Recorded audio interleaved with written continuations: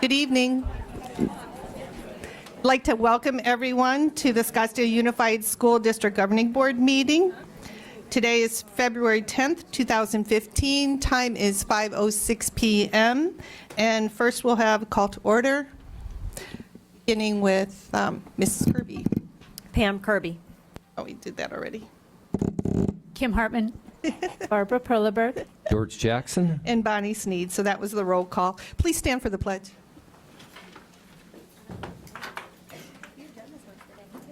I pledge allegiance to the flag of the United States of America and to the republic for which it stands, one nation, under God, indivisible, with liberty and justice for all.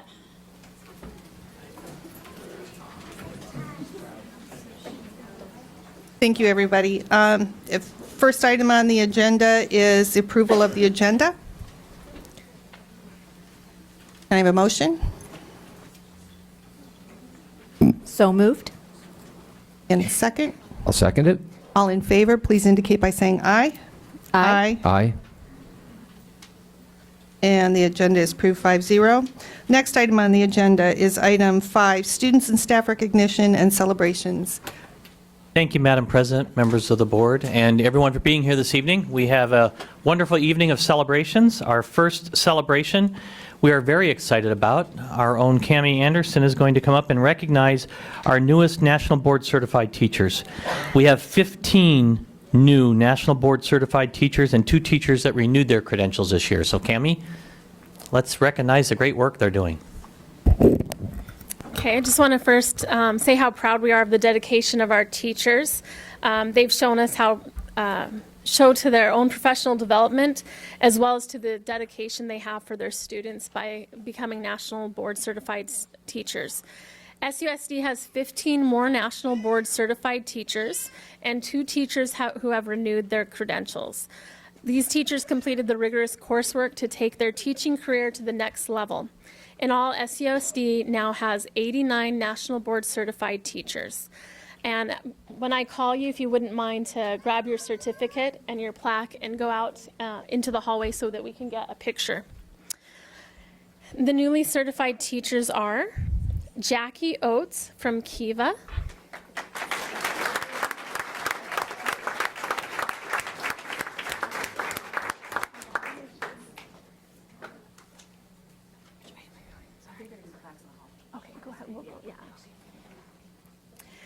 Darcy Aronson from Redfield.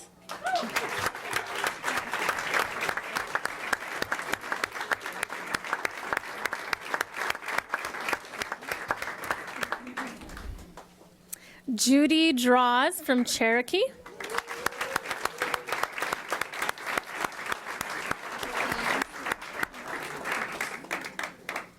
Jessica Valencia from Hohokam.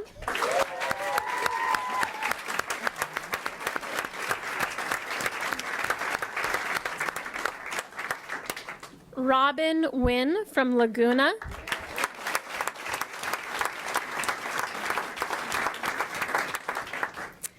Amy Johnson from Saguaro.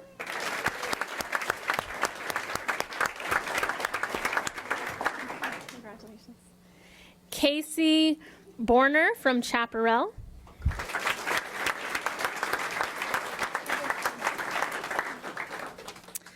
Joe Olney from Chaparral.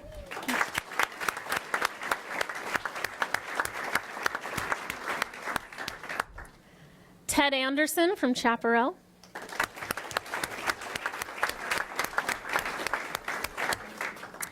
Tom Roxborough from Coronado.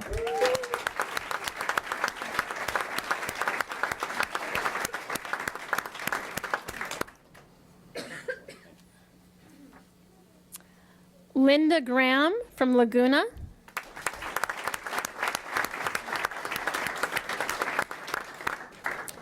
Emily Cochran from Hopi.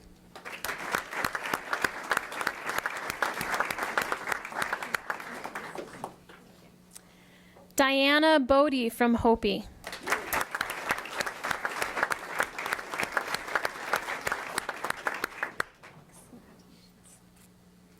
Debbie Hawkins from Laguna.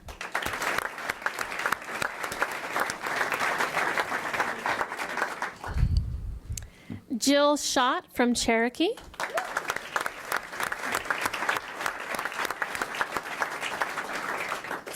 And then we have 2 teachers who renewed their credential.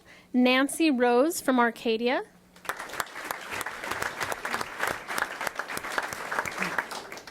And Malcolm Linewall from Cherokee.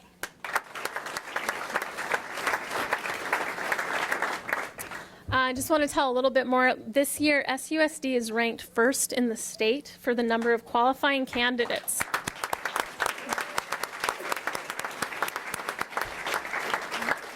And we are currently ranked second in the state for the total number of National Board Certified teachers. You guys make us proud. Thanks for all that you do.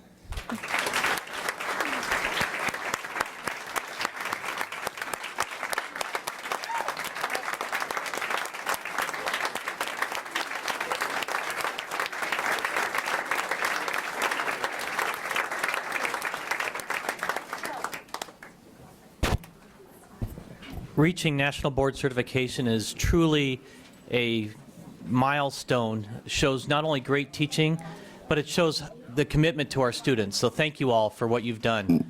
We're extremely gratified for everything that you guys are able to do for us. So thank you.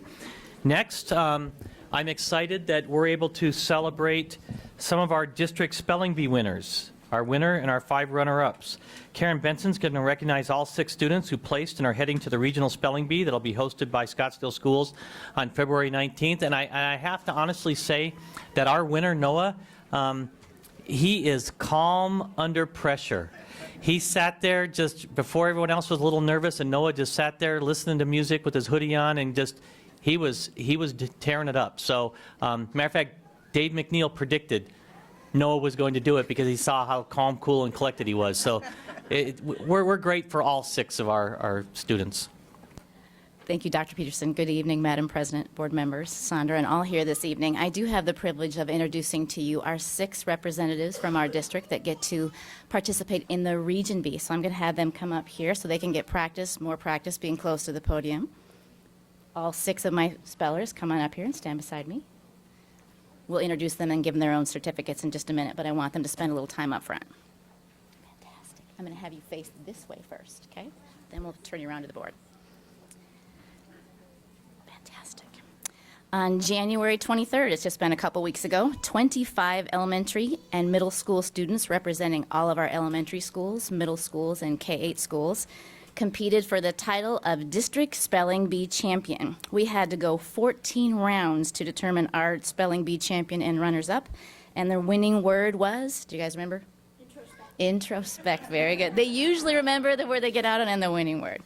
At this time, before I introduce our 6 spellers, and I think I've got 5 here this evening, I did want to do a little shout out and thank our spelling bee site coordinators. We have 3 levels of bee happening, and it takes an awful lot of effort for our spelling bee coordinators at the site level and the teachers that support them and the principals that host that so we can get our 25. And then we've got a curriculum team that goes to work. Candace Schreiber has been amazing at coordinating our district bee to make sure that we do right by kids. And this year we have the wonderful opportunity to host the regional bee. So there's a lot of bee action going on across the district. So big congratulations to our top 6. I think we have 1 missing tonight, but when I read your name, I'm going to have you come up and I'm going to have you say what school you're from in the podium into the microphone to get you ready for our regional bee and so that board members can see you this evening. And you know the drill about adjusting the microphone, right? So I'm going to say your name, and you're going to say your school, and I'll hand your certificate, and then just stay right here for a minute, and we'll take pictures out in the hall in the lobby in just a minute. Okay? Our number 6, speller school. We'll let them take it easy on that tonight. We didn't prep them for that. Our number 6 speller, number 6 finisher, Nolan Sullivan. Do you want to come tell what school you're from? Should I say it now or wait? Right there. Mojave Middle School. Stay back here. Our 5th place speller, Nicole Martin. Is Nicole here? No. Okay. From Ingleside. Our 5th place speller, Theodore Pham. Pueblo Elementary School.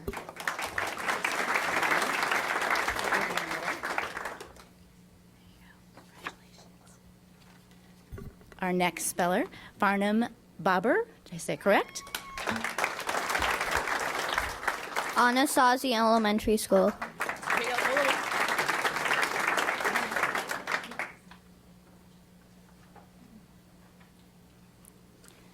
Our runner-up speller, Hayden Mangan.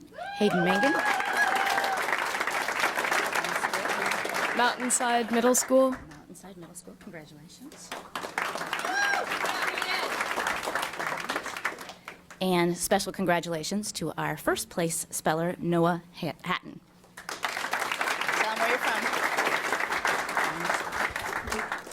Sequoia Elementary School. So again, our spellers will be joining us on the Saguaro High School stage on February 19th for the Region Spelling Bee. We'll have lots of district support from your parents and family and principals there that day, but lots of kiddos from across our region, charter schools, home schools, and public schools will be joining us on that stage, so it will be bigger on that day. And we look forward to having you there with us. Please join me in congratulating them once again.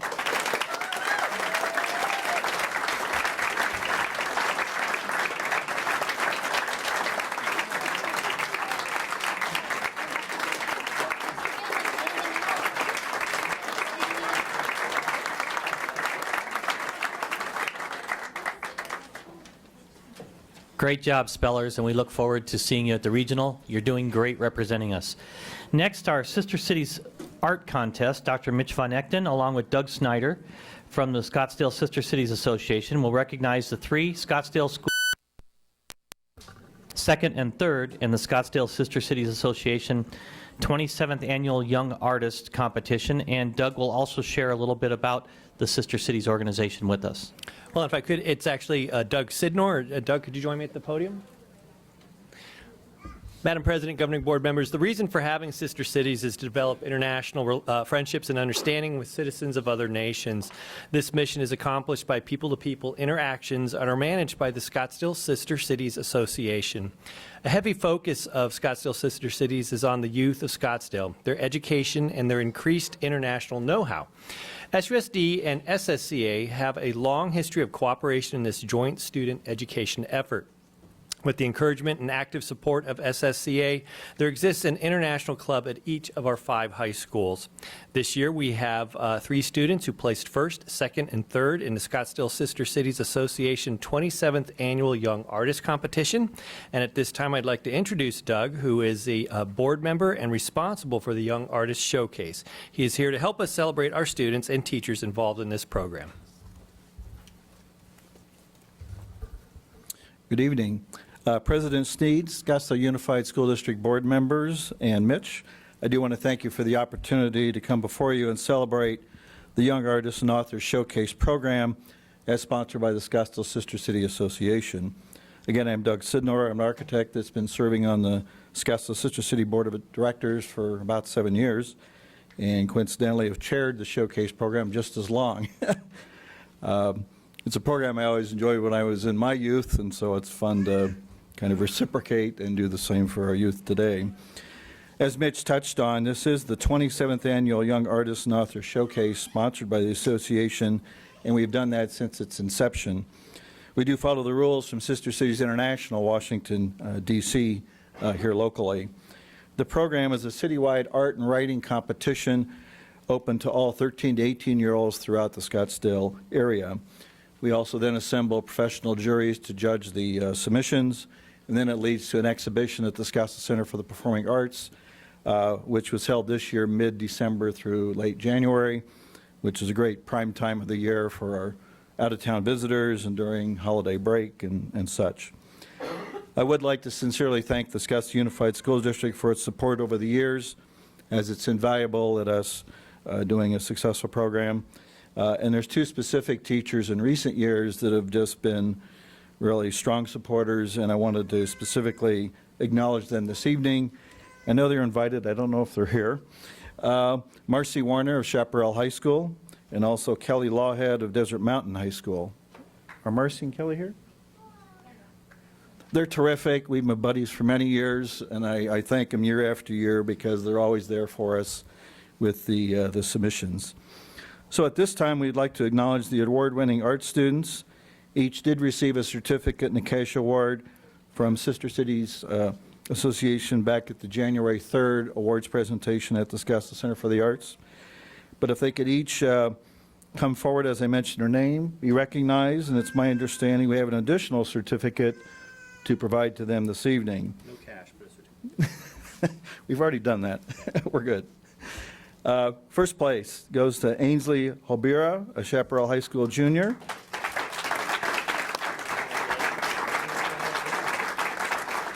And it's for her mixed media piece titled Making Connections. This particular piece will be delivered to Sister Cities International in D.C. for their showcase program as well. It will then be juried against all work submitted across the U.S., and if selected, it'll go through a traveling exhibition for up to 1 year throughout the U.S. So we're hopeful that we'll do well this year with her submission. Second place, Kate B., also a Chaparral High School student, for her collage piece titled My World. Congratulations. Good to see you again. And finally, third place was to Elizabeth Lara, a Desert Mountain High School student, with her painting called No Destruction. So I want to thank all of them for submitting their very fine creative work, and we look forward to them and others doing it with our program in the future. So again, thank you again for the invitation to Scottsdale Citrus City Association to come before you this evening, acknowledge the talents of our youth. We look forward to the school district support of this program in the future, and we'll see you at the next program. Thank you.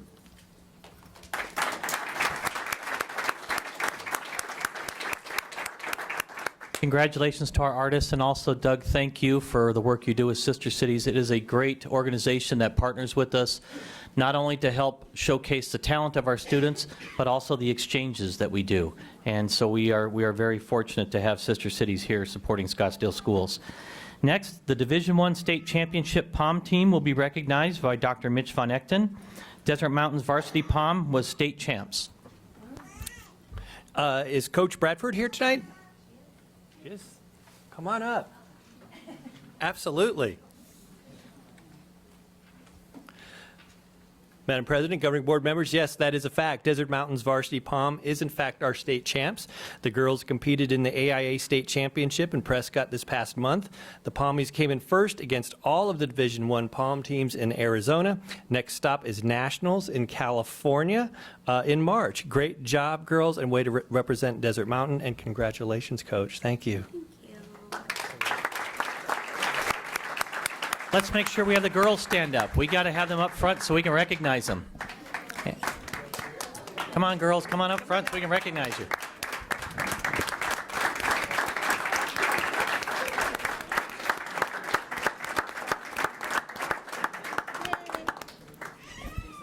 I know Miss Wilford wanted you to do a cheer, but we won't have you do that.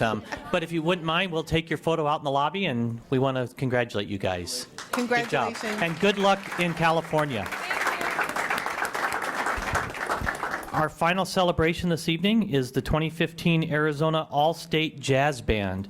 Dr. Mitch Von Echten will recognize Chaparral High School junior Max Bartlett for making it into the 2015 Arizona All-State Jazz Band. And Pommies, I do apologize for having left you out. Thank you, Dr. Peterson, for covering there.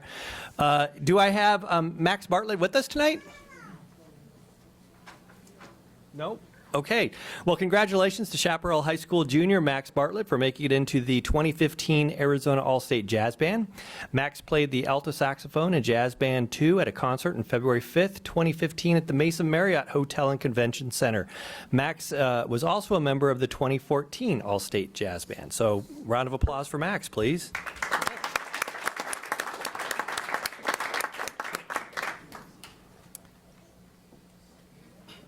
Thank you. That's the end of our student and staff recognition and celebrations this evening.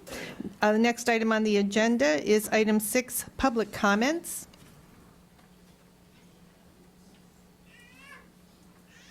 All of our comments this evening are on non-agenda items. And there's a 3-minute limit, and Vice President Jackson will turn it around. There you go. And let you know when it was coming, when that 3-minute timing is coming up. So first is Teresa Gala.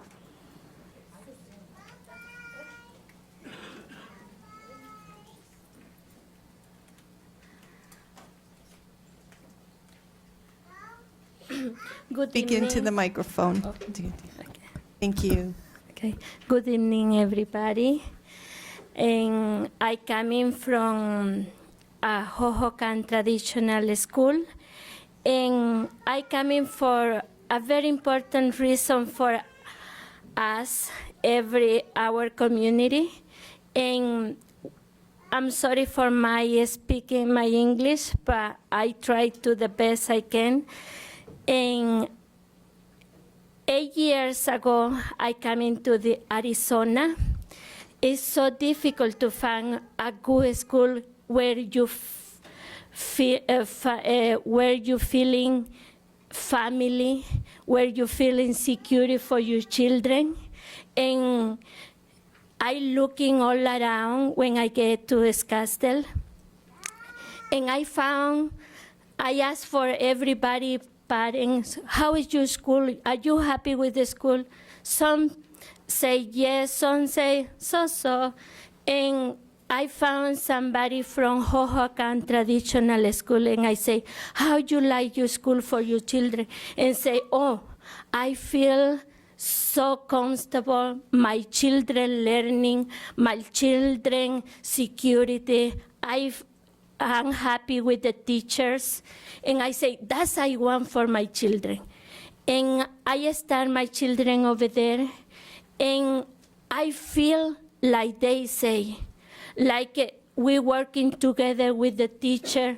We're looking for the best for our school. We're looking for my children going good and us working with together. And my children, my Nestor is gifting class since very third grade or first grade, I not remember. But we working together with the teacher. My other children is very good. And we hear they say they going to close, and we crying because we love the school like it's part of family. We feel safe, we feel very good in the school, and that's why I come in today, because we don't want my children saying, no, I can't believe it. I say, we try, please don't close our school, because it's good for our community. Please, thank you very much. Thank you. The next person is Tara Fast.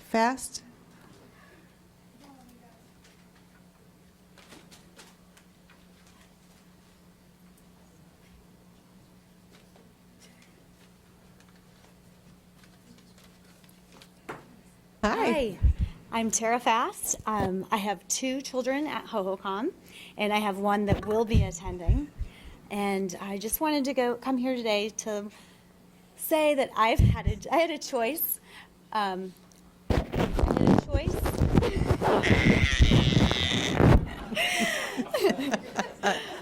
It's irresistible. I had a choice of what school to send my. I had a choice of what school to send my children, and I chose Hohokam. And we value our school and our neighborhood, and I want to continue to send my children there. Thank you. Thank you. The next is Jessica Hernandez.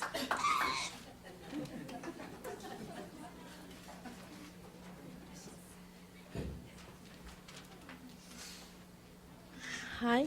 Hi. Thank you, Madam President, Dr. Petson, Vice President Jackson, and members of the Governing Board and Mayor's Common.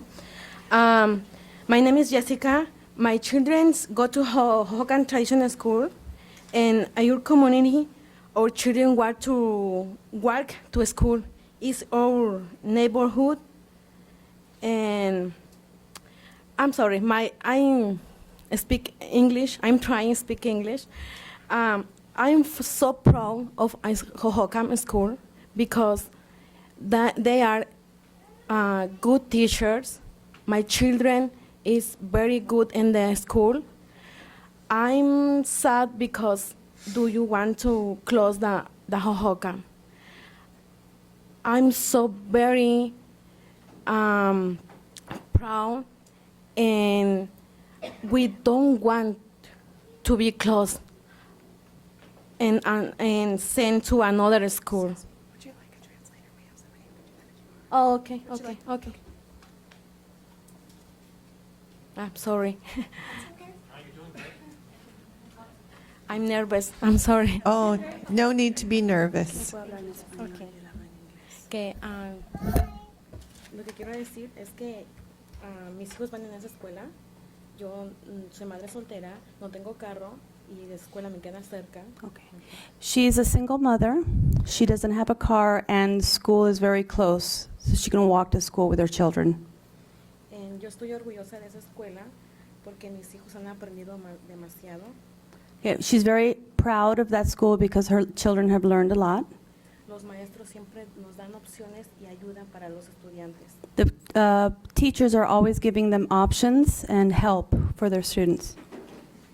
Mis hijos están tristes y ellos, en nombre de mis hijos, pido que no cierren la escuela porque es el futuro de ellos y de mis otros hijos. Her children are very sad, and in representing her children, in name of her children, she would like to request that Hohokam Traditional not be closed.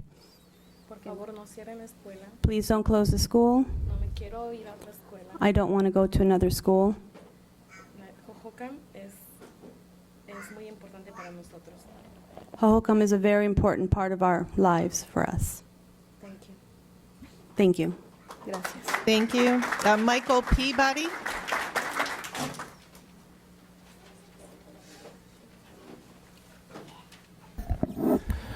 Thank you, Madam President, board members. My name is Michael Peabody. I'm a proud father of two SUSD parents. One goes to Supai, the other one does go to Hohokam also.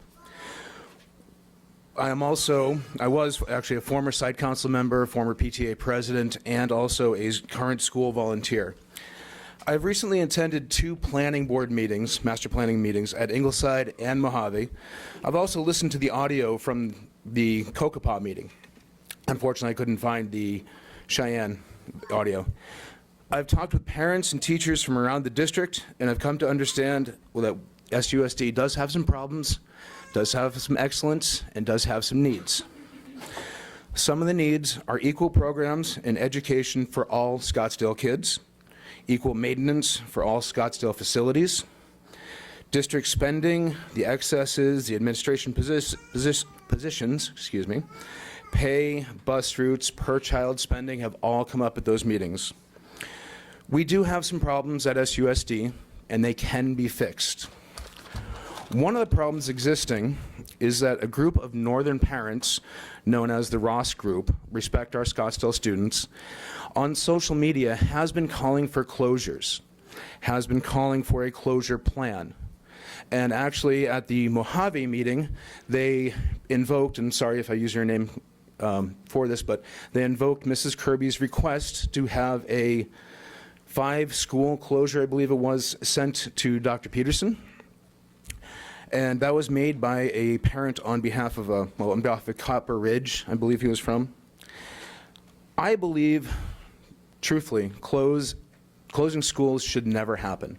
I understand there does come a time and a need for it, but at this time, where we just passed the override, we are digging ourselves out. Scottsdale is growing again. Attendance is increasing. There are so many property values, I know in southern Scottsdale, that are rising. My property value has doubled in the past couple of years since the recession. What we're noticing at Hohokam is that we're having more students, we're having better education, we're having more Scottsdale. And when we enter Scottsdale, we don't see welcome to southern Scottsdale, welcome to northern Scottsdale, welcome to central Scottsdale. We are all one Scottsdale. My problem is, not even a problem. There are parents that are looking to close the schools. I am asking that the board come out in recognition, as Dr. Peterson said at the Mojave meeting, come out in a unified statement saying we are not looking to close schools. We are recovering. If the board puts it out or doesn't put it out that we are closing schools or not closing schools, that can deeply affect our property values, that can affect our education. You might even see a great migration going from Scottsdale. Thank you.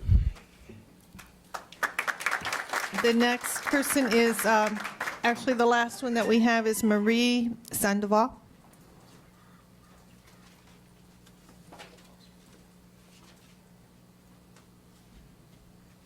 Hi, I am Maria Sundvall, and I am parent volunteer and part of Hohokan community. And I am here with my family because we don't want our school to be closed. Teachers and staff care about our children and they feel safe. We want to keep our neighbor school, not to go somewhere else. Please think about the emotional distress about the students that they are already facing. I have 2 children in Hohokan. One is 9 and the other one is 5. One is in 4th grade and the other one just started kindergarten. We came from a different school, Navajo Elementary School. My child was emotional abuse for a teacher. So when we came to that school, we feel safe and everything changed for my child. She became, for the abuse of the other teacher, she became very shy, very quiet, and with the help of all the staff from Hohokan, everything is increasing and she's changing. So that is one of the reasons because we doesn't want that they close her school, because she feels safe in there. Every time that we go by Navajo Elementary School, she said, am I going to see the bad teacher that she's already there? I was fighting, I was volunteering on the school. She was only 3 years old when that happened. They didn't believe what is going on the school, but I was volunteering. I was there almost every day.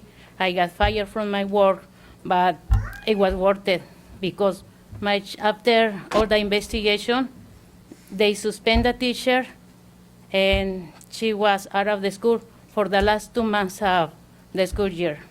When they cleaned the file cabinet from that teacher, they find a big knife in there on a classroom with a 3-year-old children. So after that, I decided to become more involved in our community. And when I find Hohokan Elementary School, I decided to be there. Try to be there, try to help. So that is one of the reasons because, on my personal opinion, my child and few more children, they feel more safety in that school. And please try to help us and not to close our school. Thank you, Madam President, Dr. Peterson, and members of the governing board. And thank you, Mrs. Como. Thank you. That's the end of the public comment section. I just want to reiterate that on non-agenda items, we cannot, we won't be responding. Although if there's anybody who wants to follow up with administration, we can certainly arrange that.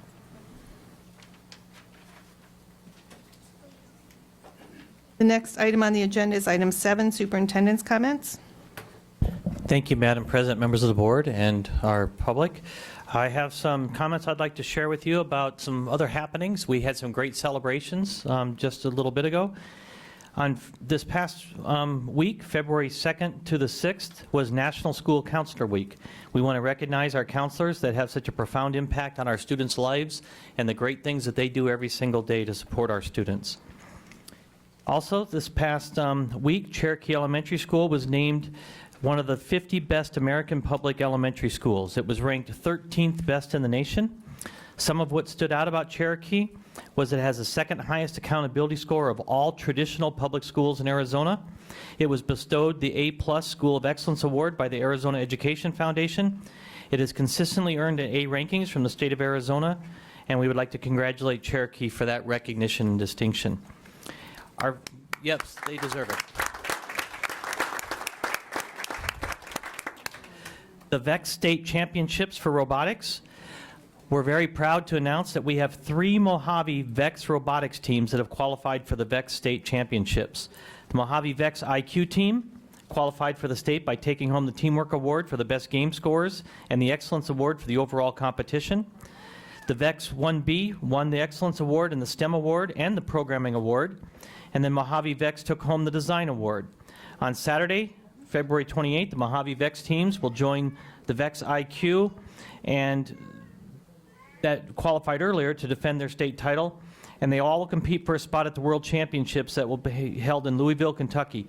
We hope to see all of everyone out at ASU on February 28th, and we look for great things again from Mojave Middle School and their robotics teams. They're doing great work there.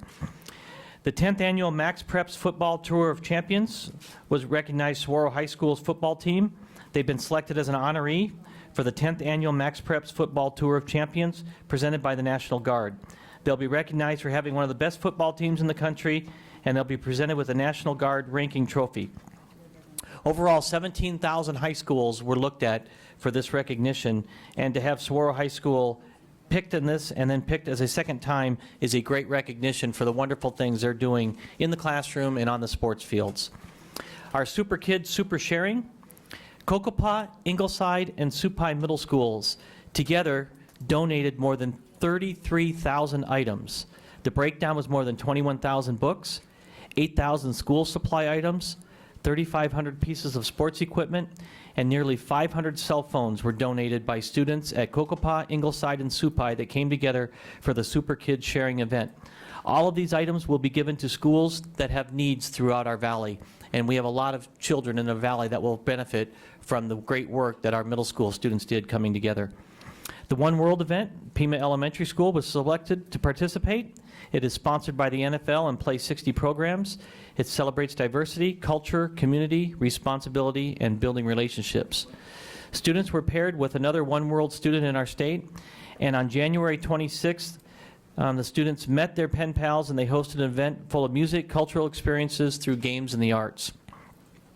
Along with that, Cocopah, with the Fuel Up Play 60 and SAP, along with the Dairy Council of Arizona, came together and hosted an exciting assembly and service activity for Cocopah Middle School. They featured Hall of Fame and SAP Ambassador Marshall Falk. After the assembly, students headed out to the school's playground with volunteers to paint the playground using a Fuel Up Play 60 stencil, which you saw in some of the video clips a little bit earlier and photos that are being displayed. Students and volunteers picked out a design that promoted healthy habits and activities, and it gives everyone the opportunity to roll up their sleeves and beautify the playground. The Regional Spelling Bee will have 40 students, and as you saw this evening, 6 of those students from Scottsdale schools will be participating. The Spelling Bee will be held at Saguaro High School.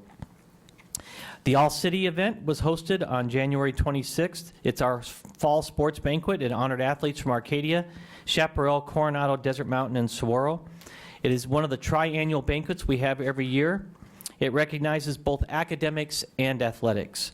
The athletes within our sports programs are recognized. We had 79 athletes that were honored, and the next banquet to honor our winter sports will be March 23rd. Navajo Google one-to-one Chromebooks. Navajo Elementary's formed a business partnership with RGS, it's an Avanet business unit, and iMedia, presenting all 5th grade students with a Chromebook to be used as a one-to-one technology in the classroom. Navajo Elementary was chosen as one of 3 schools to pilot the program with one-to-one Chromebooks utilizing 5th grade students. Experts from iMedia and RGS are joining students in the classroom this year to teach Navajo students and teachers the integrations of Chromebook, and the students will be learning from IT professionals. We're excited for the work that Navajo's doing, and the STEAM implementation Amy Moore is doing there is incredible, and it's going to strengthen the partnership between Navajo, Mojave, and Saguaro High School. Also, the Navajo STEAM and Design Academy was launched. It is a design academy for 4th and 5th grade students that will be starting this coming year in August.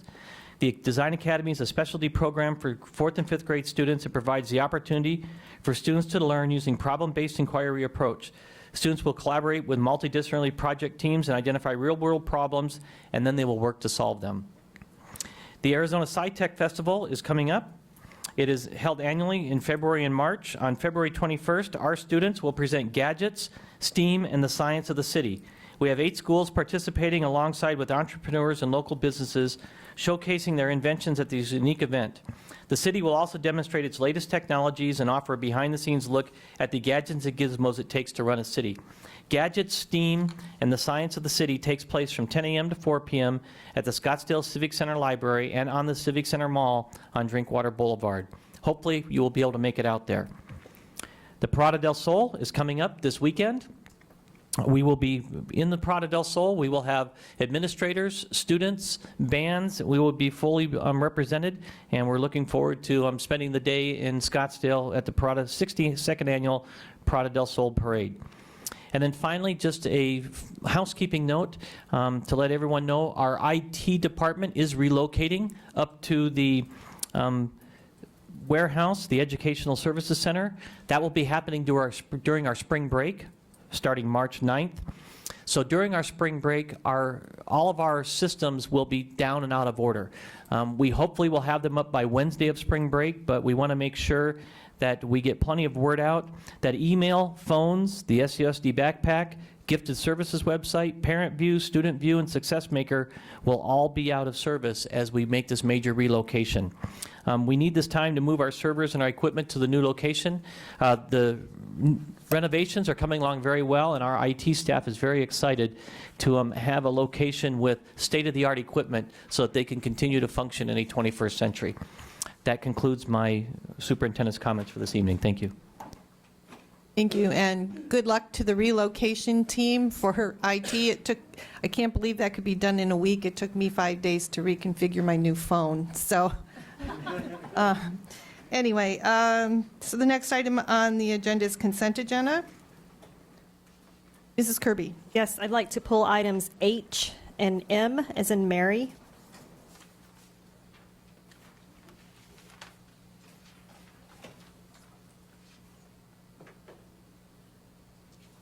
Would you like to make a motion to approve the agenda without those two items then? Sure, if no one else has anything. Any others? Okay, don't so have I any other. move to approve the consent agenda as presented with the exception of items H and M for further discussion. I'll second it. Okay. Mrs. Kirby made the motion. Mr. Jackson seconded. All in favor, please indicate by saying aye.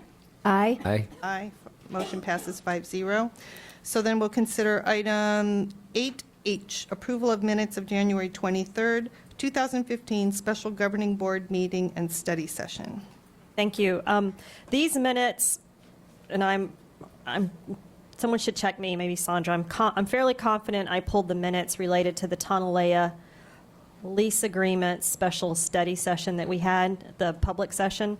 I have a few questions about the minutes that might be better answered in executive session, although I'm happy to take a stab at it in public.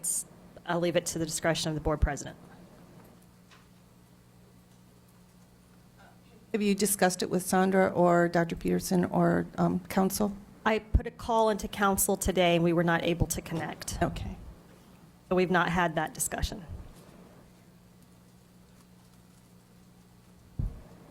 And we don't have to go into exec tonight. It can wait until a future exec if we are willing to table this particular set of minutes. So, all right, just so that I know, for the exec session, is it of a legal nature? Is that one of the reasons that we can go into exec? Yes, I've got some questions, legal questions. Okay, so if I'm following you, would you like to table this item from the agenda? Yes, please. So for a table, we need a second and a vote. A motion, a second, and a vote. So I move to table item H for a future executive session. Second? All in favor? Aye. Aye. Aye. The next item would be item 8M. Okay, thank you. There's a number of items on 8M. It's to approve the issuance of requests for proposals for multiple commodities and services. And listed on here are alarm monitoring, natural gas, design professional services, and before and after school enrichment.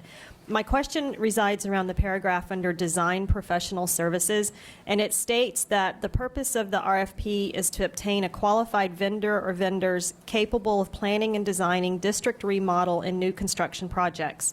Design professional services are needed for construction projects such as, but not limited to, elementary schools, middle schools, high schools, and other facilities that require electrical engineering, mechanical engineering, architectural services, civil engineering, and land surveying. That sounds like everything including the kitchen sink. So is that really what we're needing, or can we narrow this down any? Yeah. Board Member Kirby, Madam President. The reason for this particular RFP is, yes, it does sound like the whole kitchen sink. But this is something that is expiring right now. We currently do have one. It's getting to its 5-year maximum length.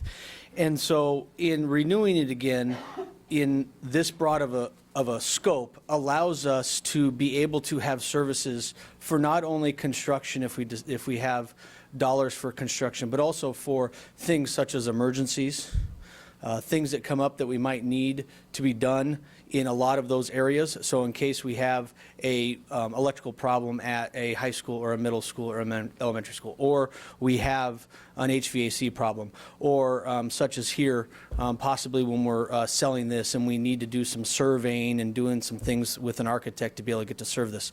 So it sounds like a very broad scope, but it allows us to be able to do things not only on the new construction side, but possibly an emergency or a renovation that might need it. And if we need something that needs to be done within a month or a 2-month process, to then go out and have to do this process will just delay something like that in case of an emergency or other items. Okay, so I understand the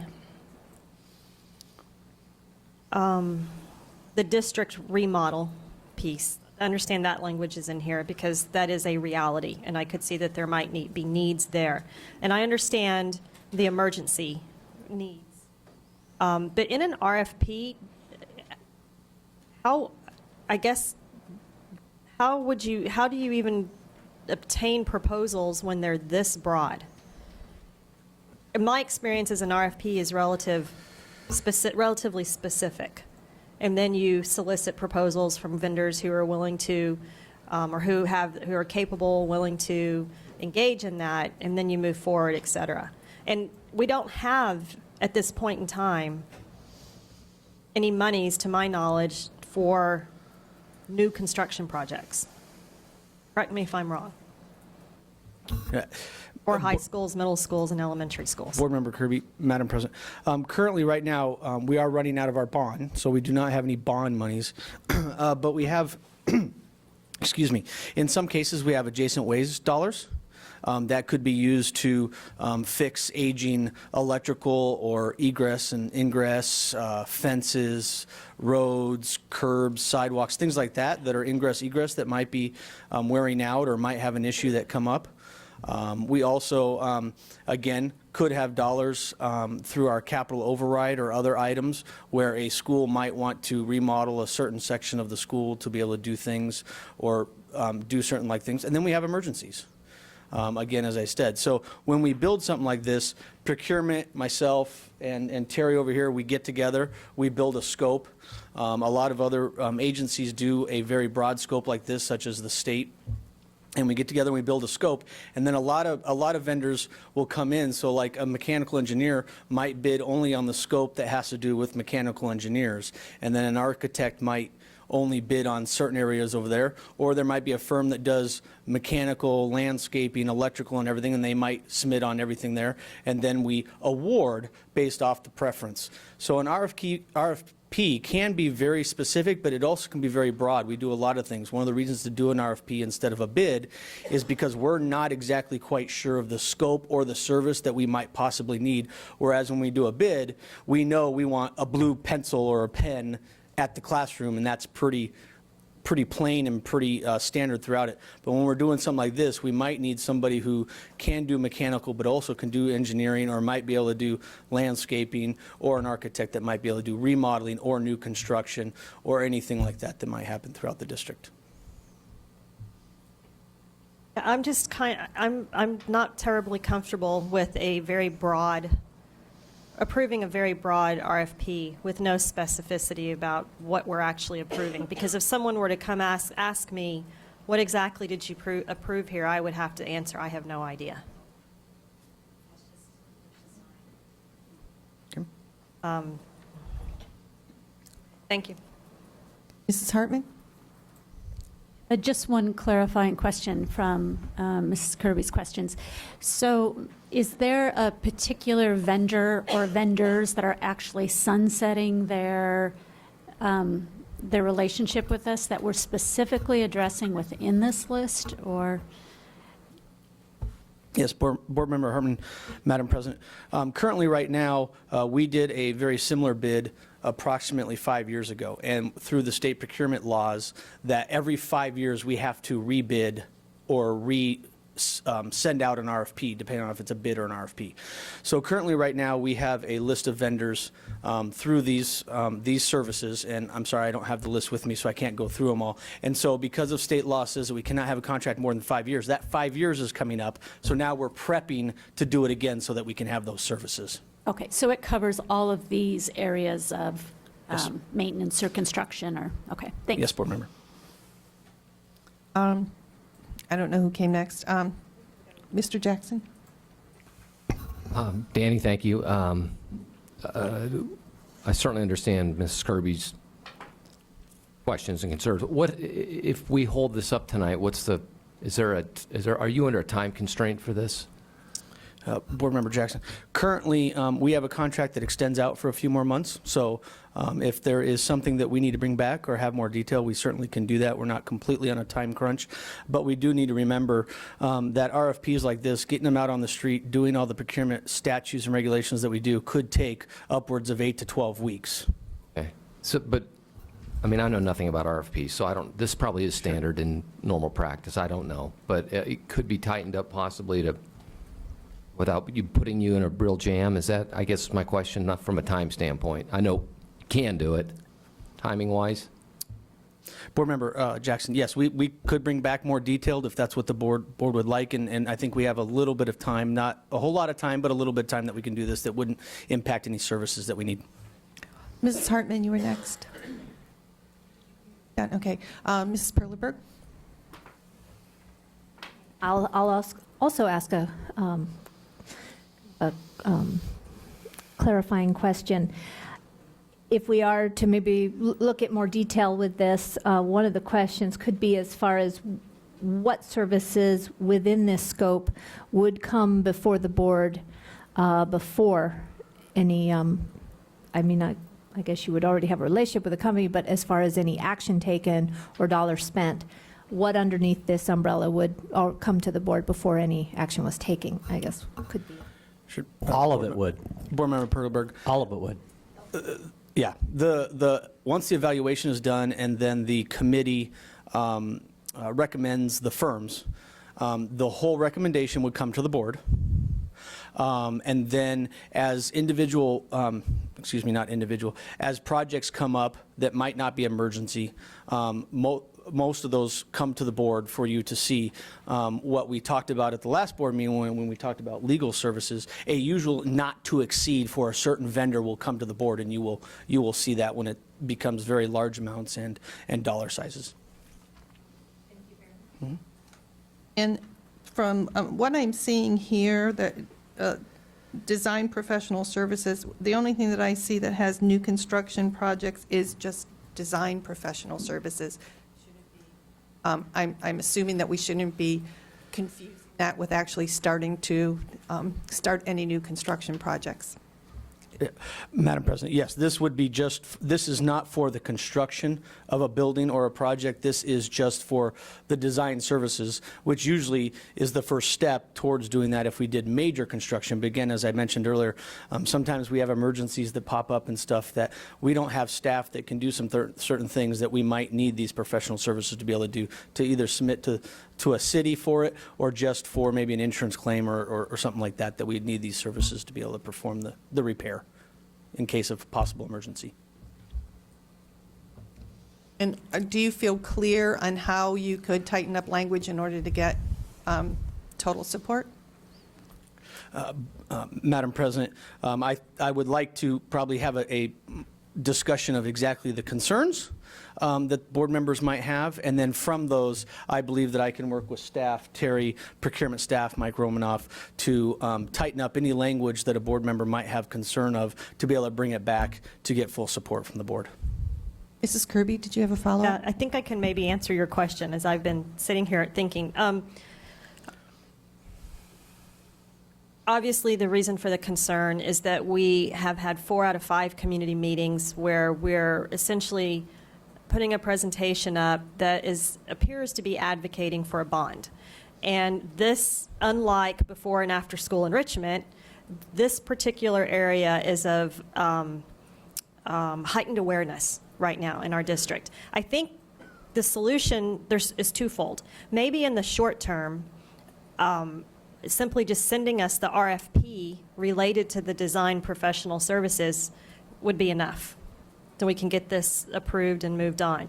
But in the long term, it comes back to an agenda item that I've been requesting that is to review our procurement processes and get comfortable as a board with how this process works. So I would offer those two suggestions up. It's just to send us the RFP for this particular design professional services in the short term, so we understand it better and we can articulate it better to our community. And then secondly, as schedule allows, have that procurement process. The procurement policy is scheduled for April 9th. So at this time, would we be able to, would you be okay with approving everything except for that paragraph? Yes, I would. Thanks for asking. Okay. So make a motion to approve consent item, let me go back here, 8M, with the removal at this time of design professional services. I'll second that. All in favor? Aye. Passes 5-0.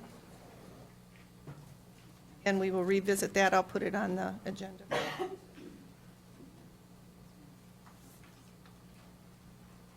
The next item is item 9, information discussion. A, tabling items and allowing public comment at governing board meetings.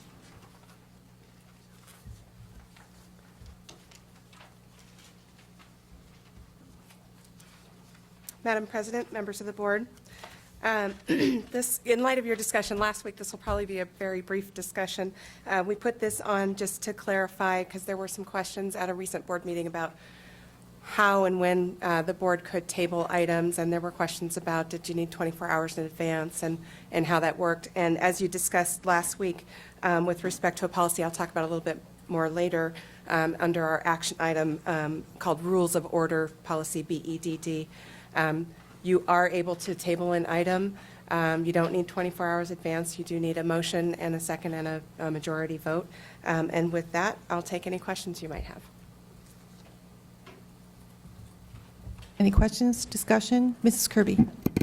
Thank you. And that is consistent with what we discussed last week. So one question I have, though, is public comment cards for items on the agenda and public comment cards for items off the agenda. And so if a community member comes in, fills out the public comment card for an item on the agenda, turns it in, and then before we get to that agenda item, it probably that the motion and the vote to approve the agenda would take, let's say there was a majority vote to take that agenda item off, would that community member still be able to make public comment since they filled out a card for an item that's on the agenda but then subsequently was taken off the agenda? Yes, absolutely. They could still comment. That is a technicality that we're not even required to have blue and white cards, so they could absolutely comment. That is that a at the discretion of it's just an automatic? We have a policy that the public can make comment. They have 3 minutes. They can talk about whatever they want, whether it's on our agenda or not. Okay, so thank you for the absolutely. clarification. Sure. And along that line of thinking, my understanding is the only real difference between the agenda items and the non-agenda items is our ability to respond. Yes. If people comment on an item that is on your agenda, you are able to discuss it and talk about the comment that night. If it's not on the agenda, you can ask the administration to address it or put it on a future agenda. Thank you. Thanks. The next item is item 10A, approval of district goals, 2014-17, measures and baselines. This is an action item.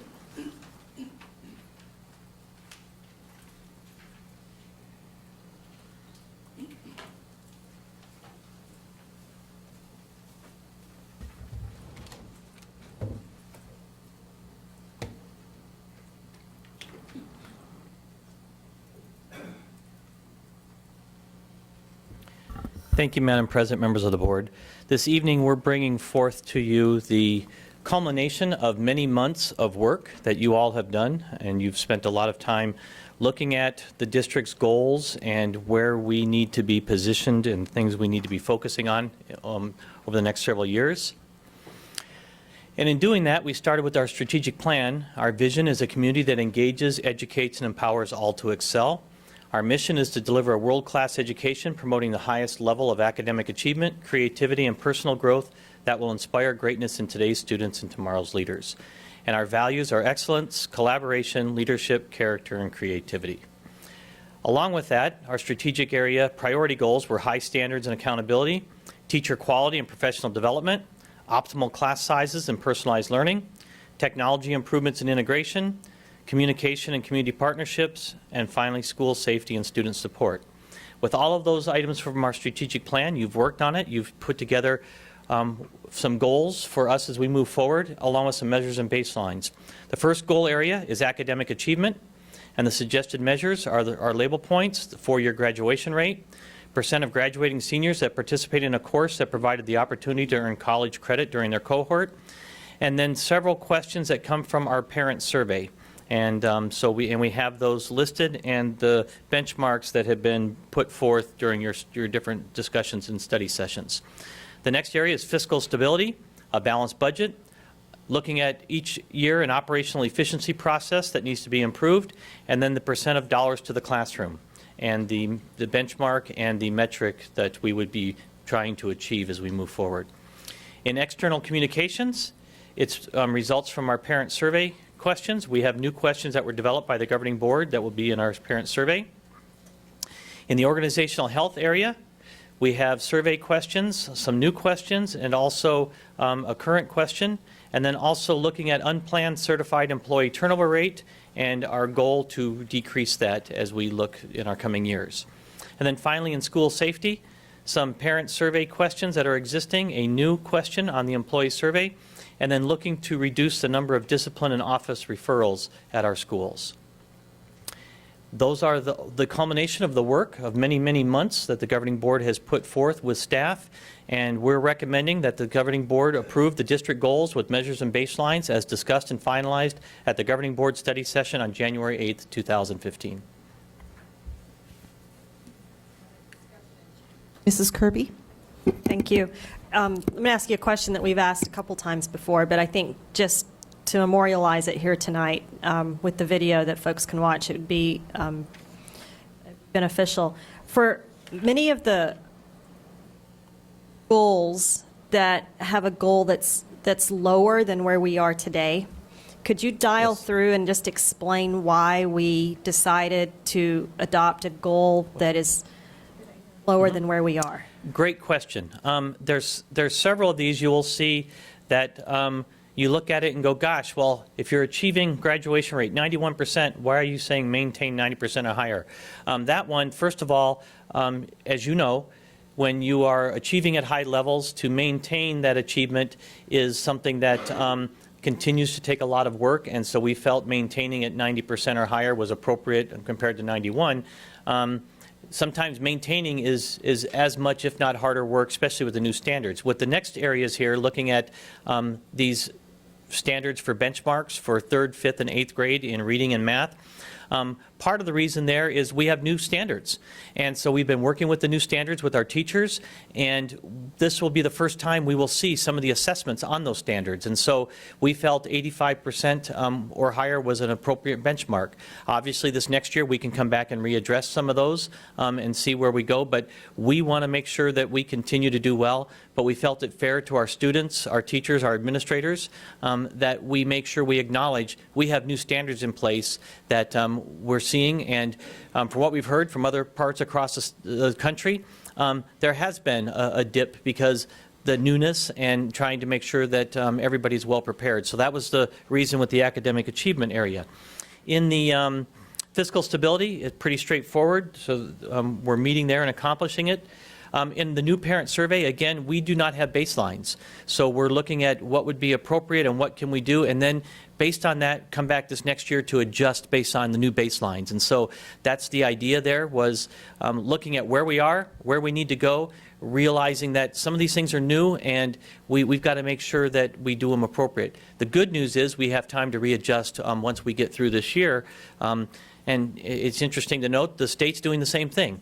With the accountability standards in the state, there's a bill that has just passed that's moving through the legislature, that they're actually going to suspend the accountability score for an actual rating from schools. You'll still get the actual score percentage-wise, but an actual label of an A, B, D, C, or F, that that will be postponed for the next 3 years. This year and the next 2 years is what's happening in the legislature for this exact same reason.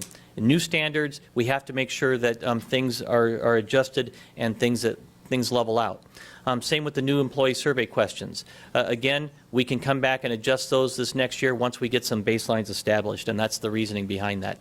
And then finally on a couple of new questions here. So hopefully that answers your question, and that's where we're moving, and the state's tracking with us for the first time ever.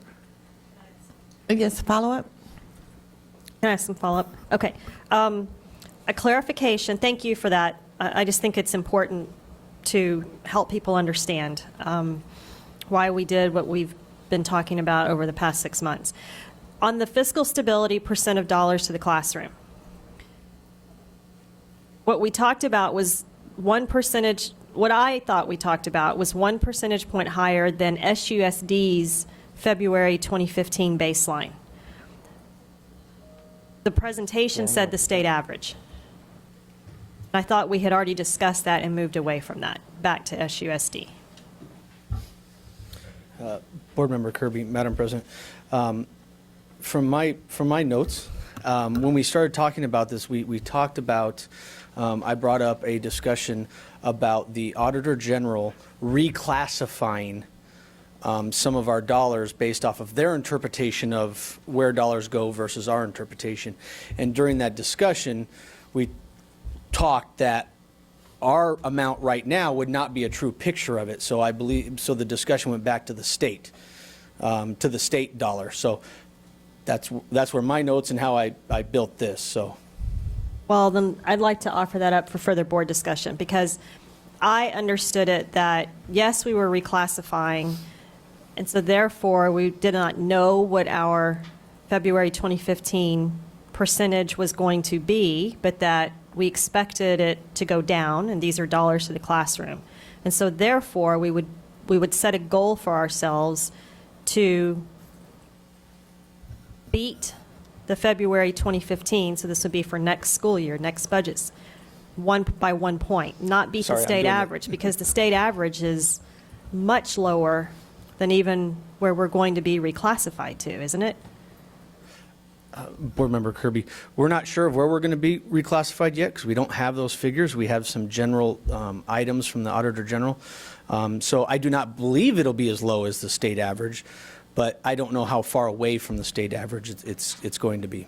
I'm really not comfortable approving a goal that's just 1 point higher than the state average. I'm happy to kind of approve a goal that achieves a new personal best for us.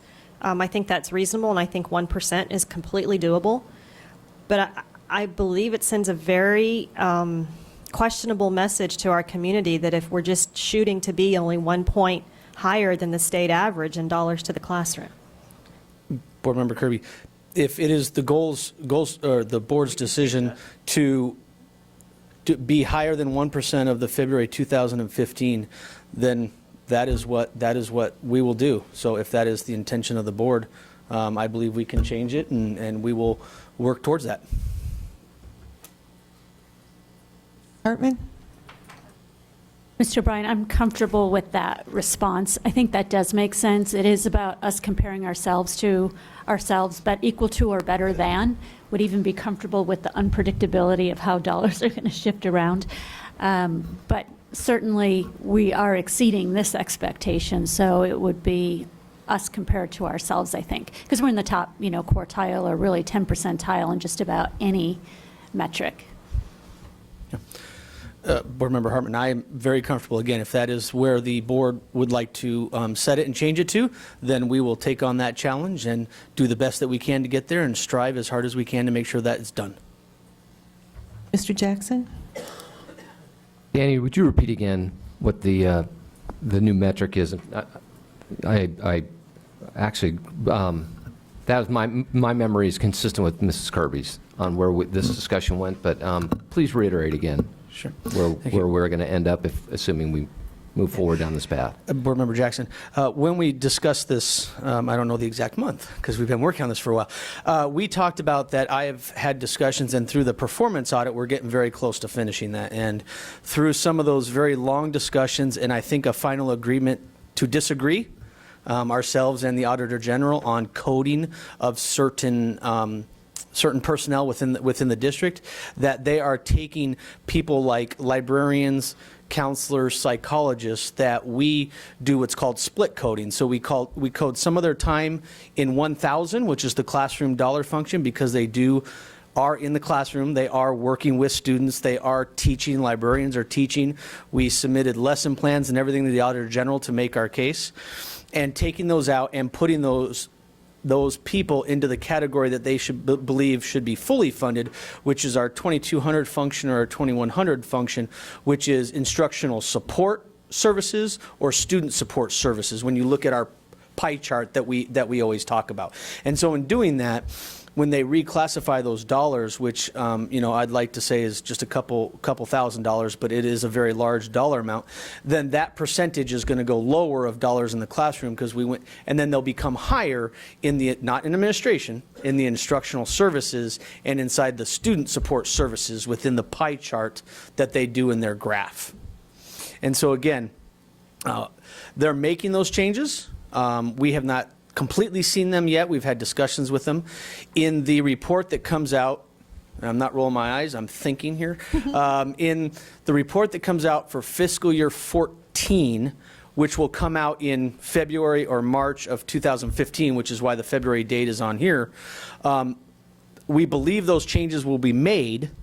And then, as Board Member Kirby explained just earlier, which I believe we can do, then we will use that as the measurement for the following year, which would be fiscal year 16, to be 1% higher. And I think Board Member Hartman said equal to or greater than 1% higher than that baseline that we're going to be using for fiscal year 14. I hope I summarized that up right. And if it's a little bit different than any board member, I'd be more than happy to continue. I'd like to do a little follow-up there. So this says 1 percentage point higher, at least the other one that we had before, 1 percentage point higher than February 2015. So in my mind, you're saying that there should be a report coming out with the changes in the next month or so? Can we just change that from 2015 to whenever the report does come out? Sure. Madam President, so the dollar in the classroom report, which is kind of all based on, is the Auditor General's report that we've talked about several times. And that usually comes out in the range of February or March of every fiscal year for the prior fiscal year. So I'll be more than happy, and off the top of my head standing up here, 1 percentage point equal to or higher than or greater than, I believe is what Board Member Hartman used, then the dollars in the classroom report for fiscal year 14, and that's just, we can add to that or subtract from that, starting in fiscal year 16. And that will hopefully give us the full new baseline after the recoding that the Auditor General does, and will put us right into place to continue forward and to strive to improve to the measurements that the board has asked us to do. You know, when we look back at this, we started this process back in April of last year. And this was probably the most challenging year to try to do something like this, because there are so many things that we are not in control of that are going to change. And so as far as measurements go, we don't know what the test is going to look like exactly. We don't know what the state's going to, what assumptions the state is going to make. So it's going to be very important that the board members and administration, that we have the same message when we go out, and that if there are assumptions that have changed between one year and another, that it is clearly spelled out for people. Our challenge is really going to be to communicate what this means and some of the changing tests and the standards. And after seeing the ASBA, and ASBO just had a webinar talking about the percentage of dollars in the classroom. And really that percentage is just, the top percent is what the Auditor General said classifies as in the classroom, over top of your total M&O budget? Is that what, or expenditures? Madam President, the dollars in the classroom report and the pie chart that we always talk about is a majority of all funds within the district, not just M&O. So it takes into account most all funds except for community ed funds and capital funds. Okay, so if you have a major repair, does it include, did you say except for capital funds? It's not? A repair would be M&O. A minor repair would be M&O. So if we had a major repair that we had to do, it would be something that would be coded to a 2600 or 2600, which is building services and operations, not dollars in the classroom, even though that repair might be for the classroom wing at Yavapai. And one of the things that came up in this, one of the questions that came up at the end is if there was a district that say they were awarded a large grant for psychology services for the students, and it was a nice big grant or a nice big tech grant or something like that that might be outside the classroom or extracurricular, how does that affect, I mean, even things like tax credit money, how does that affect the dollars in the classroom and that report, how it looks? Madam President, that's a great question. As we've discussed several times, and Dr. Forlis, I'll use your professional development grant as a prime example. We get a lot of grants that help on certain ways, and we get Title II dollars, which is professional development. And as we've talked in some work studies, and we've talked at budget committees and others, when we have professional development, even though a teacher is doing professional development, so we might bring in 300 teachers to do professional development on a particular curriculum, when a teacher goes and does professional development, that cost does not get coded to 1,000. It reverts and gets coded to 2200. So when we do have a lot of professional development under Title II, all that work that happens in there, even though it's there improving the process inside the classroom and improving the teacher, it is coded to a non-classroom cost, including the sub day even. So even though the sub is inside the classroom, because it's being done for professional development, it gets coded to a non-classroom code. So there is that, and that was definitely a discussion during that presentation, but I don't think that should discourage us from ever trying to get those dollars that could just help us with other dollars within our budget to make sure that we ensure all dollar gets as much to the classroom as possible. I think my concern more is just being able to communicate to the public that the dollars are either on the numerator or the denominator, and sometimes we might decide that we need to focus someplace that the state might not consider classroom dollars, but it is a major focus, say for one of our schools, or if we want to innovate, and there's a nice size grant. Absolutely, Madam President. There are so many assumptions and items within that report that slightly become either out of our control or that we do for the betterment of the students, even though it might not be in the classroom. One of the biggest one is Prop 301. Prop 301 is inside that report. It's based off TPT sales tax, and over the previous years when it's gone down, it's made our percentage gone down, but it's not because we're not spending more in the classroom, it's because we're not getting the funding we used to get to be able to spend in the classroom as Prop 301 dollars all get spent in the classroom. So there's a lot of variables inside of that. But career ladder eliminated is another one. All those dollars are spent in the classroom. But I think just from this discussion and from, I think, the revised comment from Board Member Kirby and Board Member Hartman, I still think myself as the CFO and the district will certainly strive to make sure that we are 1% equal or greater to over the previous year, starting with the baseline of fiscal year 14. Mrs. Kirby. Okay, thank you, Danny. I have another question for Dr. Peterson. Equally as, got equal airtime, I would say, over the past 6 months as this particular item is another item that didn't make the list. And I want to go on record that I'm just tremendously disappointed that it didn't. And that is in-boundary enrollment in an effort to focus on our capture rate. And I'm not looking to reopen that discussion. We've been there, we've had that discussion, we've had it many, many times over the past 6 months. But I think particularly after attending 3 of the 4 community forum meetings that our community is asking for investments in the classroom that many believe would drive that enrollment number, that in-boundary enrollment number up. So, Dr. Peterson, I think to help answer the question of why not, why isn't in-boundary enrollment and capture rate a goal for the district, maybe you could answer that here tonight. Thank you, Madam President, Board Member Kirby. I believe that it's not because the majority of the board decided not to make it a goal. I can tell you, regardless if it's a goal or not, it's a focus point for myself and my leadership team. Looking, and we've done a lot of work on this, looking at what has occurred, we see about 10% of our students, no matter what, go to private schools. That's a choice parents make for multiple reasons. We see about almost 12 to 15% of parents go to charter schools. Traditionally, they've done that in a lot of districts. Mesa, same as us. We have about a 67% capture rate. So when you add those numbers up, there's still about 8% in there that is questionable as to, can we capture them, can we not capture them?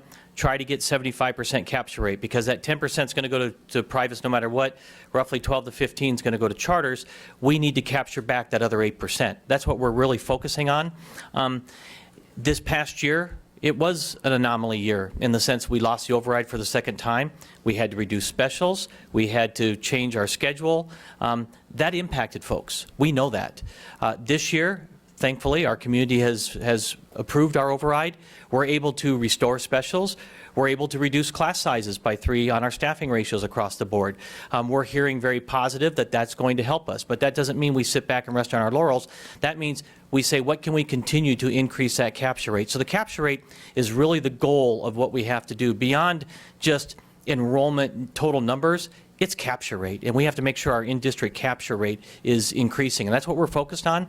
Even though it's not a goal, it's a goal for us internally because it's our livelihood. We have great schools. It doesn't make sense when you look at Cherokee Elementary School. It was recognized tonight as one of the top schools in the country. Obviously, it scored number 4. Number 2 is a traditional school in the state of Arizona. It lost enrollment. Sometimes that doesn't equate. Now, I understand part of it was there was an issue with perception about gifted there. So we're working through that. We're meeting with parents. We're doing a lot of follow-up. This past year, when we brought Christine Harrington on board, we've gotten much better with getting the right data. Our exit surveys were terrible before. We had about 30. We now have hundreds and hundreds of exit surveys to be able to start working with parents and contact them. So we're focused on that, and we're going to continue because that also ties into our fiscal stability. So it may not be a specific goal for a number for enrollment, but it's definitely going to tie into our fiscal stability, and that's what we're focused on. Sorry, long answer for a short question. I appreciate more than you know the passion that you just spoke, and I have to tell you, I wish I would have heard that at some point during the past 6 months, because I do believe that the majority of the board, if they had heard that come from you, might have landed in a different place about putting this as a goal, a formal goal. And had this been a formal goal, I also believe that that would have sent a very strong message to the community about what's important to the leadership of Scottsdale Unified School District. So I've got 2 more questions. The first one is, they're both follow-ups, I guess, because I'm ready to approve these tonight, but with 2 follow-ups that I think are important. The first one is, and this isn't a new request, I requested this last time.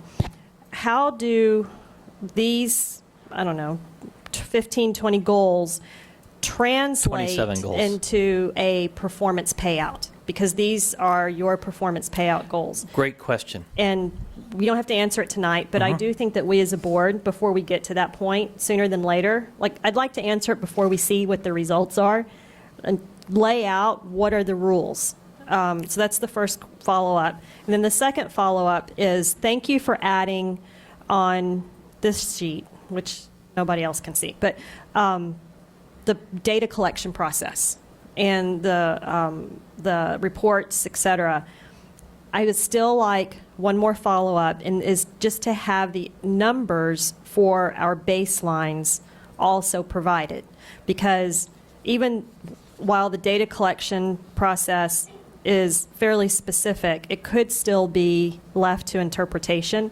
And if we have the actual numbers from the baselines that a year from now we can go back and look at, we can say, oh, that's what they meant. That's what we were looking at. And we can tie it directly back to the reports. Madam President, Board Member Kirby, we can do that. I believe we've done it now. That's why you have two sheets. One, you have that baselines and measure sheets that has all those numbers on it, and then you have the actual calculations behind it. So I think both of those need to go hand in hand. That single page that has the 27 on there, because it has the metrics of the 2013 outcomes on there. So if we need to clarify something on there, we can, but it's on there. Yeah, well, no, I don't want just the answer of the baseline, but the math, the actual numbers, the math to the answer. So we have the English. Correct. And we have the answer in a numerical format, but I just would like to get the numbers that lead to the answer, that reflect the English. So show this current year's calculations. Yes, that's all I'm asking. You got it. Okay, thank you.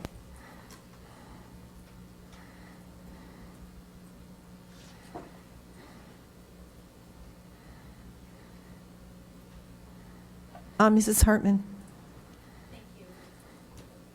Gosh, I'm going to get those buttons right. Thank you. Dr. Peterson, team, fellow board members, I just want to thank you for all the time that actually went into this process. I know a lot of work went into this. And personally, I'm a big supporter of measuring outcomes and metrics, so I think it is a worthy effort. So thank you for doing that. Just a couple of considerations. As we communicate this to the community, I think it really is important to underscore that these are baselines, they're minimums, and they're evolving standards, and we always, our expectation is always to improve across the board so that there's a context that our community can understand these metrics within, because I also understand metrics can be confusing as well. And then the second thing that I would offer is that we communicate that in the spirit of continuous improvement, this is something that we'll revisit on an annual basis. Because as some of these metrics do become baselined a little bit more, I think we can become even more clear.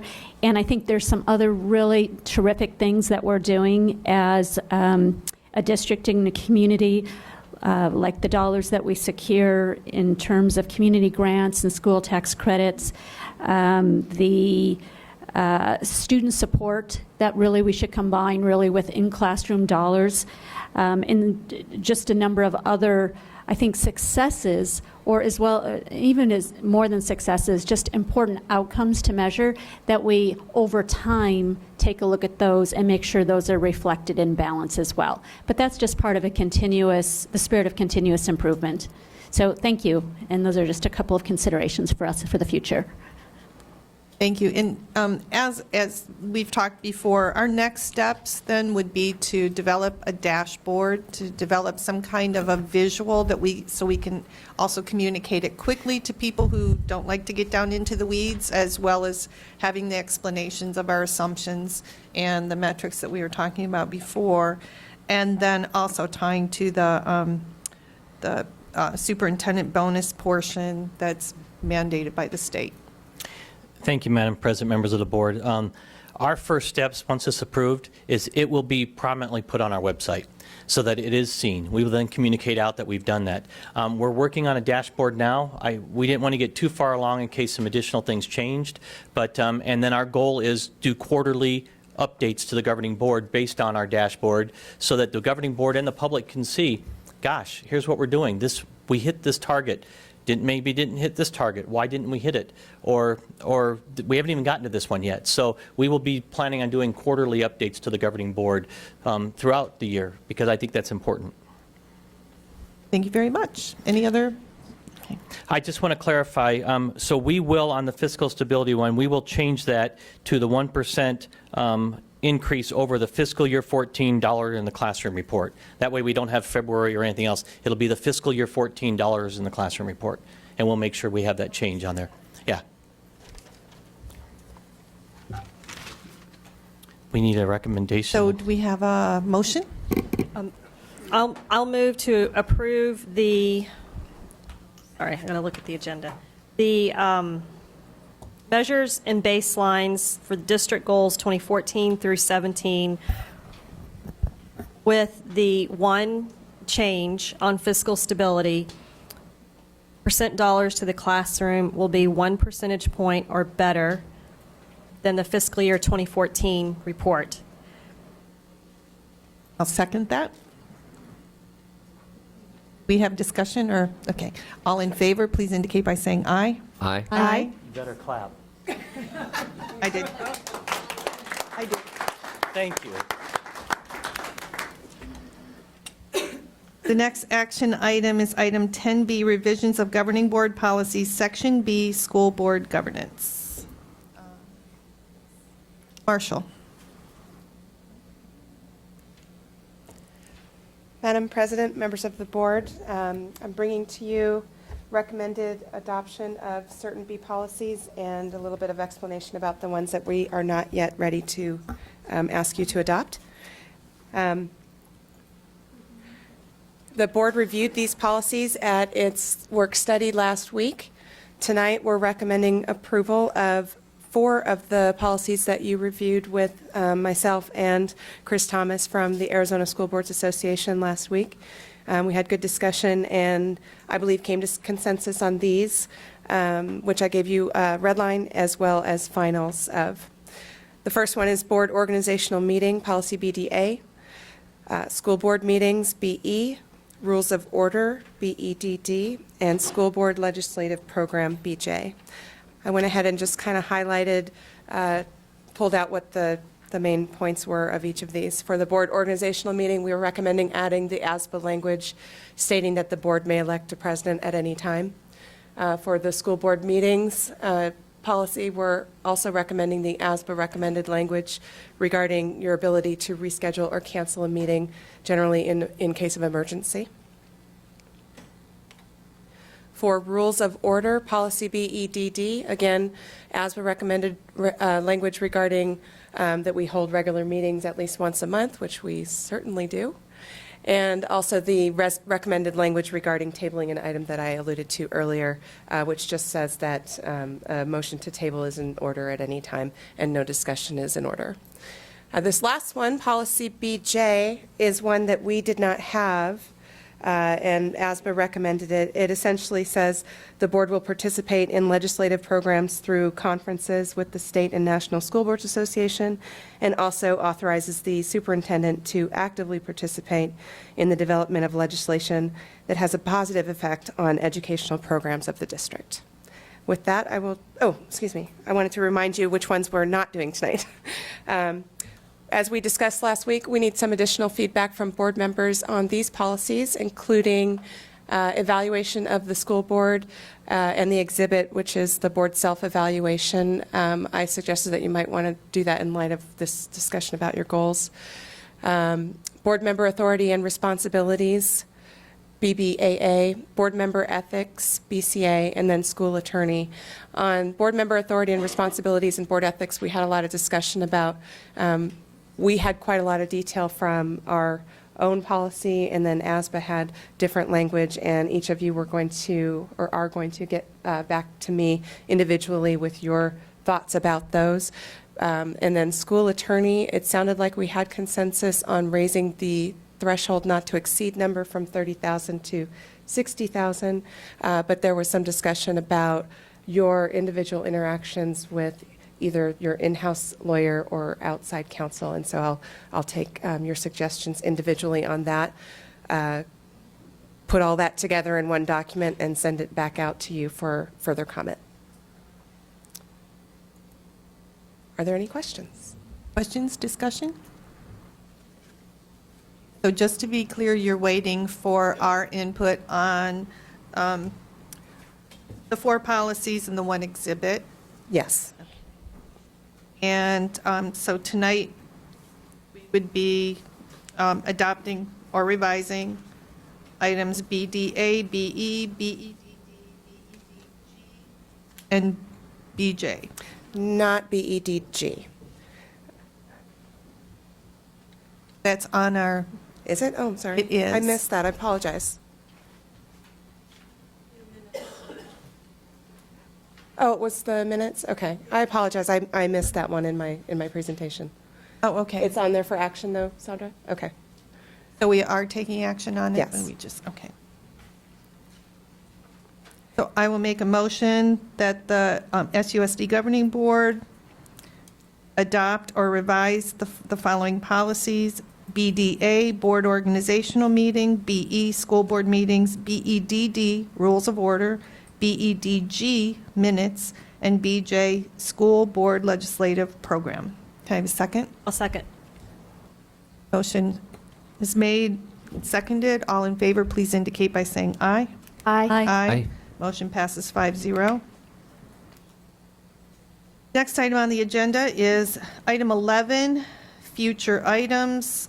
And the board was presented, I think Sandra provided every board member with a list of a lot of the future items that we've discussed before. I would like to add an agenda item to discuss possible action related to the lease at 68th Street and Oak property. Are there any other additions? Oh, plus, I heard tonight that we will be reviewing the minutes, 8H from tonight, the RFP design professional services, and procurement policies.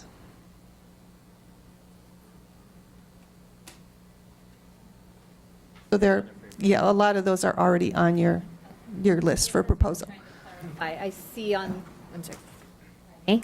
I see on February 26th, we have additional discussion on 68th Street Annex lease discussion. Okay, February 26th meeting would be added. So Sandra, did you check with everybody's availability on the 26th? Okay. Yeah. Does everyone have availability on the 26th? That's a Tuesday, I believe, from 12 It's to a 2. Thursday. Oh, Thursday. Oh, yes, I'm sorry, Thursday. 12 to 2. I am available.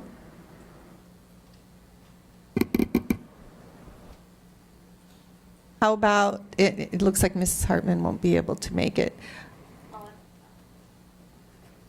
I will have to check and Okay. confirm back. Okay, in that, Sandra, can you make sure that we find a time where everybody can be there if possible? So it may be a different day other than February 26th. We'll see what we can get. Any other, oh, Ms. Kirby. So on February 26th, which is now a TBD, is that a continuation of the old Tonalea lease agreement, or is that a new lease discussion? Old. Okay, that's a continuation of what we've already been talking about. Okay, thank you for clarifying that. That takes off one item. And maybe it's here and I just can't see it. What about discussing leases in general? Policies and procedures? That's on there, I think under K policies. 9th. Oh, I see. Okay, got it. Thank you, Sandra. And then we also have at our last meeting, I requested an executive session on personnel related to the superintendent. Where is that? That would be one of the possible actions related to the lease at 68th Street and Oak property. That's all related? Yes. Okay. So that is both a public and an exec in that meeting? That is public unless the board decides to vote to go exec. Because we didn't come back out and vote that day, so this would give us the opportunity to have that discussion and to vote on whatever possible action the board decides to take. But wouldn't personnel items be exec by definition? If that's what the board wants to do, yes. I thought it was Exec the is one of employee's them. decision of what the employee wanted to do. Well, if we call for an executive session, if the board decides to call for an executive session, the employee can then ask to have it in public. Okay. Okay, so it'll be noticed as it'll be noticed as a study session action item. With the ability to go into exec. Help us out. Yes, we would notice it so that the board has the ability to go into executive session.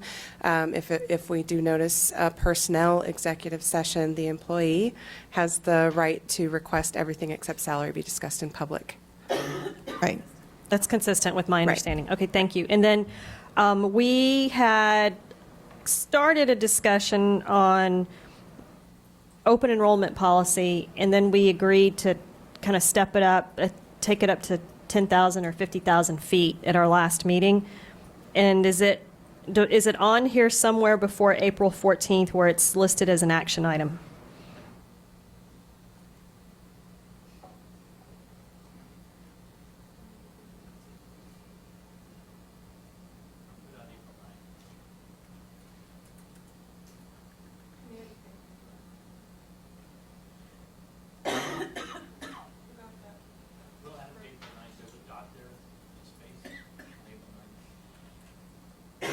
Could we add it? Is it too much?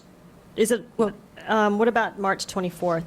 I just think it's going, I mean, as long as the April 14th action is flexible, I don't know that this is a one meeting discussion. Madam President, Board Member Kirby, this does not have to be approved until probably before we leave for summer. Okay. Because we're into this period right now for open enrollment, so those changes would be something that would be impacting the start of the next school year and those things. So we have a little bit of time on that. Okay, thank you.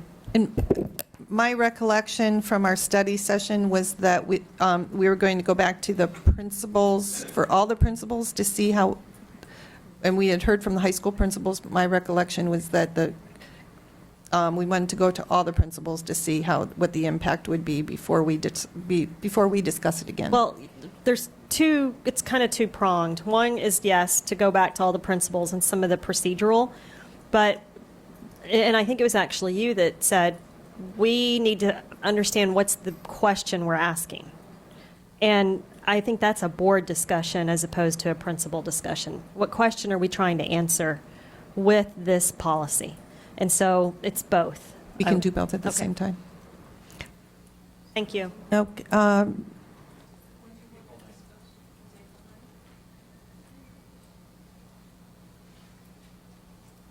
Mrs. Hartman. Okay, President Sneed, let's see, there were 3 components actually related to our strategic planning, actually 4, and where they show up in here, I don't think they need to be in the same date, but we talked about the competitive landscape, the market differentiation, which is both on March 19th. We talked about kind of the follow-on to our enrollment forecasting. And then the 4th component was, so that would be an additional item. I don't think I see it on here.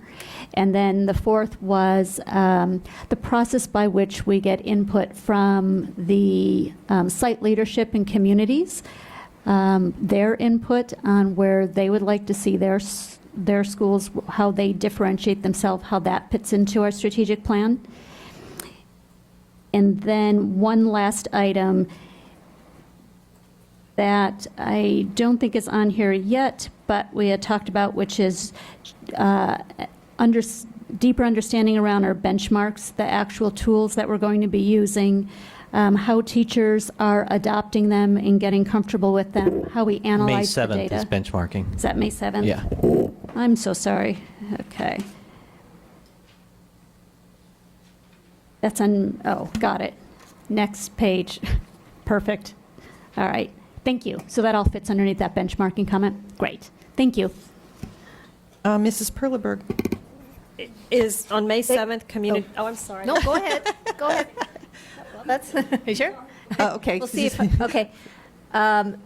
So listening to Board Member Kirby and differentiating between that kind of procedurals questions that, yes, we're still discussing, but also the goal of what kind of vision, what are we looking at as a board when we talk about our enrollment goals as a district. Looking at the March 19th discussion, with the competitive landscape, the market differential, and even including the elementary master plan. For myself, when asked the question, what are the concerns here? I see that discussion as far as that 10,000-foot level being related to those items on March 19th. So I wondered if kind of beginning that discussion, including that on the agenda as well, in those discussions, I think may be very helpful to get us really enrollment started. forecasting, is that what you were talking about? Not so much forecasting, but again, the vision of capturing in-district enrollment discussion and as far as our board, our administration, our district as a whole, and all of our stakeholders trying to start to get on the same page of where we see our district in 5, 10, 15 years. So I just thought that looking at that date and looking at those other items, it might be a great place to add And that'll fit right in the framework. There you go. Thank you. Mrs. Kirby. Thank you. So back to what Ms. Hartman was saying when she said our process for getting input from site leadership and communities, and that's all I got, what you said. But is that what May 7th community engagement is about, or is that something else? No, that's what it is. That's what it is. Okay, perfect. Thank you.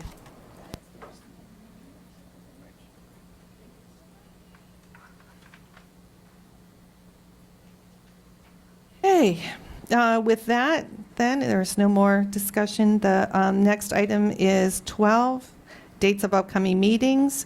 Thursday, March 19th, well, there is a study session that will be determined, hopefully somewhere around the time of February 26th. Thursday, March 19th at noon, Governing Board study session. Tuesday, March 24th at 5, a regular Governing Board meeting. Thursday, April 9th at noon, a Governing Board study session, and Tuesday, April 14th at 5 p.m., a regular Governing Board meeting. Are there any Governing Board reports? If not, then I'd like to make a motion to adjourn. Second. We have a motion and a second. All in favor, please indicate by saying aye. Aye. Aye. Thank you for your attention, everyone.